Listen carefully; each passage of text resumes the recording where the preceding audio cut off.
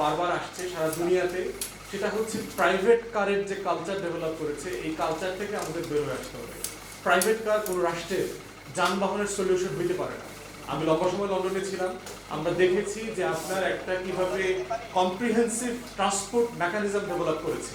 আপনি একেবারে minute second ধরে অনলাইনে যেতে পারবেন যে আমি এতটার সময় রওনা করি, এতটার সময় গিয়ে পৌঁছবো। আপনাকে মানে দ্রুত গতি সম্পন্ন কম খরচের আলাদা আলাদা অপশন দেবে। আপনি কি দ্রুত যেতে চান, আপনি কি কম সময় যেতে চান, আপনি কি কম খরচে যেতে চান, আপনার অপশনটা আপনাকে দেবে। কেউ আছে আমি অল্প খরচে যেতে চাই, আমার সময় আছে, কেউ আছে আমি টাকা বেশি খরচ করবো কিন্তু আমি দ্রুত যেতে চাই।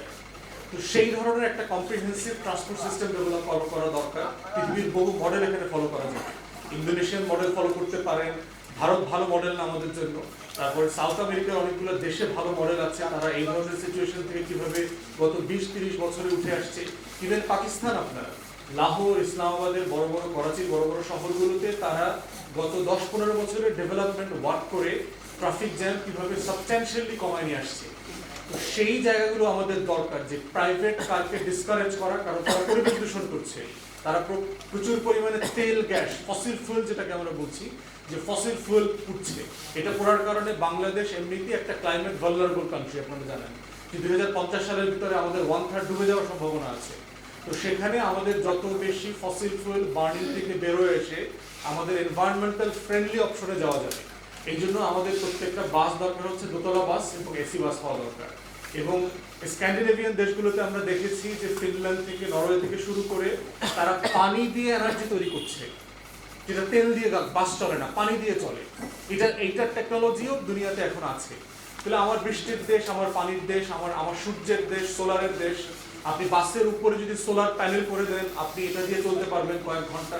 তো এই ধরনের ক্লাইমেট ফ্রেন্ডলি অপশনগুলো আমাদেরকে মাথায় নিতে হবে এবং কাজ করতে হবে খরচ কমানোর জন্য, ফসিল ফুয়েল থেকে বের হয়ে আসার জন্য। আমাদের 10 থেকে 12,000 বাস দরকার, যদি দোতলা বাস আপনি নেন। এইটা ম্যানেজ করা একটা রাষ্ট্রের জন্য 1-2 ব্যাপার। এটা কয়েক মাসের সিদ্ধান্ত নিয়ে করা সম্ভব। এই রুটে 3টা বাস, ওই রুটে 4টা বাস, এই যে বিশৃঙ্খলা চলছে, সেখান থেকে আমাদের বের হয়ে আসা দরকার বলে আমি মনে করছি। আমার ছোট মন্তব্য শেষ করছি, প্রশ্ন করলে আমরা কালেক্টিভ উঠে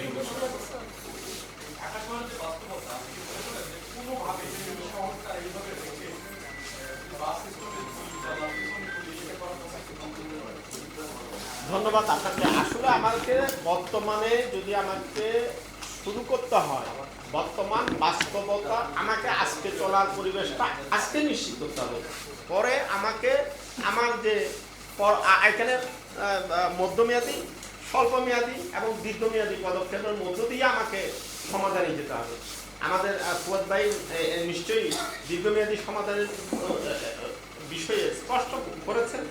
এখন আমাদের যেটা সমাধান হলো, আমি আজকে আপনার এই অনুষ্ঠানে যোগ দিতে গিয়ে নারায়ণগঞ্জের সানারপাড় থেকে এই যে আমার ঢাকা রিপোর্টার সেগুন বাগিচা পৌঁছতে আমার সময় লেগেছে মিনিমাম 2 ঘন্টার বেশি, 3 ঘন্টা প্রায়।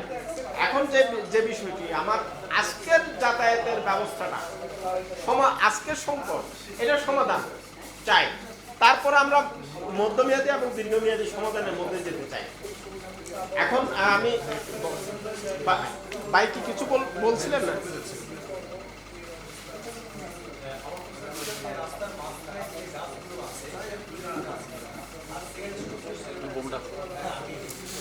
আসলে নগরীর আমাদের পরিবেশও প্রয়োজন, কিন্তু আমরা এখন নতুন করে যেটা একটা প্রস্তাবনা নিয়ে এসেছি, সেটা হলো সড়কের মিডিয়ানে উড়াল ফুটপাতেরও একটা প্রস্তাবনা কিন্তু এখানে নিয়ে এসেছি।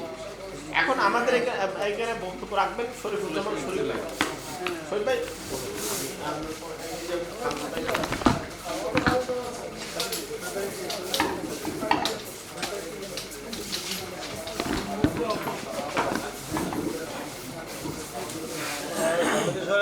প্রিয় বন্ধুগণ, যে সমস্যাটা নিয়ে আমরা কথা বলছি এটা ব্যাখ্যা করার কোনো প্রয়োজন নেই। আমরা আমাদের নিজেদের জীবনের সাথে প্রতিদিন যে সংকটগুলো এই নগর জীবনকে বিপর্যস্ত করছে, তার মধ্যে যানজট একটা।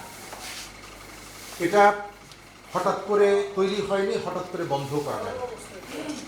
গতকালকে একটা পত্রিকার নিউজ এসেছে যে গত 15 বছরে আমাদের দেশে সড়ক নির্মাণের ক্ষেত্রে 15 বছরে সরকারি বরাদ্দ ছিল, খরচ করেছে ৮৬,০০০ কোটি টাকা।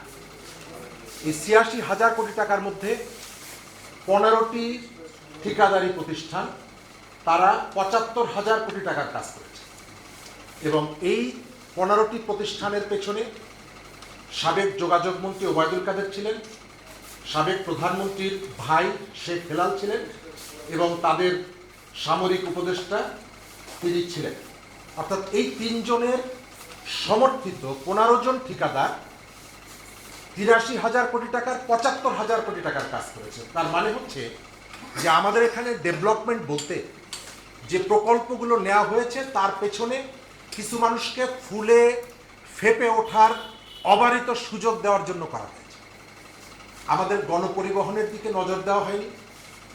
আমাদের এখানে ডেভেলপমেন্ট মানে হচ্ছে এই যে কিছু মানুষকে সীমাহীন বিত্তশালী হওয়ার সুযোগ দেওয়া হয়েছে। এখানে আমি যেটা বললাম যে কালকেই কিন্তু সব সমস্যার আপনি সমাধান করতে পারবেন না, তবে যে 12 দফার প্রস্তাবনাটা আছে, চাইলেই কালকে কতগুলো পজিটিভ উদ্যোগ আপনি নিতে পারেন। আপনি এখন পল্টন মোড়ে যান, গিয়ে দেখবেন যে সেখানের অবস্থাটা কি এবং সেখানকার ট্রাফিক পুলিশ দূরে দাঁড়িয়ে চা খাচ্ছেন অথবা টেলিফোনে কথা বলছেন। এই মোড়গুলোকে যদি আপনি পরিষ্কার রাখতে পারেন তাহলে পল্টন মোড়ের যানজট আপনি দূর করতে পারেন। এরকমের অনেকগুলো জায়গা আছে এবং এই কাজগুলো করার জন্য সরকারের দীর্ঘ পরিকল্পনার দরকার নেই, শুধুমাত্র পুলিশ যদি আন্তরিকভাবে চেষ্টা করে। একই সাথে আমাদের এই শহরকে বাসযোগ্য বা ভদ্র করার জন্য নাগরিক এবং সরকার উভয়ের দায় এবং দায়িত্ব আছে। জাহাঙ্গীর গেট পার হয়ে যাওয়ার পর যে চালক লালবাতি নীলবাতি জ্বলছে কিনা খবর রাখেন এবং তাকান, সেই চালক কিন্তু ওই জাহাঙ্গীর গেট পর্যন্ত আপনার কাঁধের উপর থেকে বাস চালিয়ে যায়। কারণটা কি? কারণটা হচ্ছে তিনি জানেন জাহাঙ্গীর গেট পার হয়ে যাওয়ার পর আইনের প্রয়োগটা হবে, কিন্তু পল্টন মোড়ে কোনো আইনের প্রয়োগ নেই। আইনের প্রয়োগ যদি না হয় তাহলে এই নগরকে আপনি সভ্য করতে পারবেন। দ্বিতীয় জায়গাটা হচ্ছে নাগরিকের দায়িত্ব। আমরা কিন্তু কেউই ঘর থেকে বেরিয়েই বাসে উঠতে চাই এবং বাড়ির সামনে এসে বাসে নামতে চাই। আপনি খেয়াল করে দেখবেন পৃথিবীর একমাত্র রাজধানী শহর ঢাকা, যেখানে আপনার একটা মাত্র হাত যদি থাকে, এক হাত নাও থাকে, আপনি যে কোনো জায়গায় বাস থামাতে পারেন। আপনি হাত তুলবেন, বাস থেমে যাবে। কিন্তু আমরা কিন্তু সবাই নিজের সুবিধা চাই। আপনি মানুষকে জিজ্ঞেস করবেন, শতকরা 100 জন মানুষ চায় দেশ আইনের শাসন মেনে চলুক, সুশৃঙ্খলভাবে চলুক, তবে নিজেকে যেন একটু বাড়তি সুবিধা দেওয়া হয়। আমরা নিজে আইন মানতে চাই না, আপনাকে মানতে বাধ্য করতে বলি। পৃথিবীর একমাত্র রাজধানী শহর যেখানে ফুটপথে আপনাকে খুঁটি পুঁততে হয় মোটরসাইকেল চলাচল বন্ধ করার জন্য, অথচ এদের কাছে জিজ্ঞেস করবেন অনেক ভালো ভালো কথা তারা বলতে পারে। আমি মনে করি যে নাগরিক এবং রাষ্ট্রের দায় এবং দায়িত্ব মিলে একটা সভ্য সমাজ গড়ে উঠতে পারে। ঢাকা শহরের দুটোর কোনোটাই এখানে প্রয়োগ হচ্ছে না। এবং এই যে ফুয়াদ ভাই যেটি বলেছেন, অবশ্যই ঢাকা শহরে আপনার শিক্ষা থেকে ভিক্ষা সব কাজের জন্য আপনাকে ঢাকায় কেন আনতে হবে মানুষকে? আপনার হাওর উন্নয়ন বোর্ডের অফিস কেন আপনাকে গ্রিন রোডে করতে হবে? পার্বত্য চট্টগ্রাম উন্নয়ন বোর্ডের অফিসটা আপনাকে কেন বেইলি রোডে করতে হবে? আপনি আর হয়তো অনেকেই জানেন যে বেইলি রোডে একটা মাত্র সরকারি নার্সারি ছিল এবং সেই নার্সারি উচ্ছেদ করে এই পার্বত্য উন্নয়ন বোর্ডের সদর দপ্তর করার সরকারি উদ্যোগের বিরুদ্ধে আমরা বাপার পক্ষ থেকে মিছিল, সমাবেশ, নানা কর্মসূচি পালন করার জন্য আমাদের কয়েকজনের বিরুদ্ধে মামলা পর্যন্ত হয়েছে। আমরা বারবার বলেছিলাম এই ভবনটি আপনি করেন, পার্বত্য অঞ্চলে করেন, ঢাকায় থাকার দরকার নেই। আমাদের সচিব সাহেবরা তাদের সন্তানদেরকে স্কলাস্টিকায় পড়াতে চান, তার সন্তানকে নটরডেমে পড়াতে চান, সেই কারণে তারা কোনো কিছুই ঢাকার বাইরে নিতে চান না।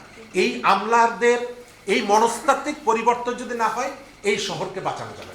আপনি যতই চেষ্টা করেন, আমরা এই জায়গা থেকে সরকারের কাছে মাত্র 2 মাসের সরকার, তারপরে আমরা মনে করি 2-1টি জায়গায় সরকার যদি আন্তরিক হয় কিছুটা পজিটিভ ইম্প্যাক্ট কাল বা পরশু বা তারপরের সপ্তাহ থেকে আমাদের উপরে পড়তে পারে। আপনাদের সবাইকে আমাদের মাঝে উপস্থিত আছেন যানজট নিয়ে দীর্ঘদিন যাবত কাজ করছেন প্রকৌশলী কামরুল হাসান।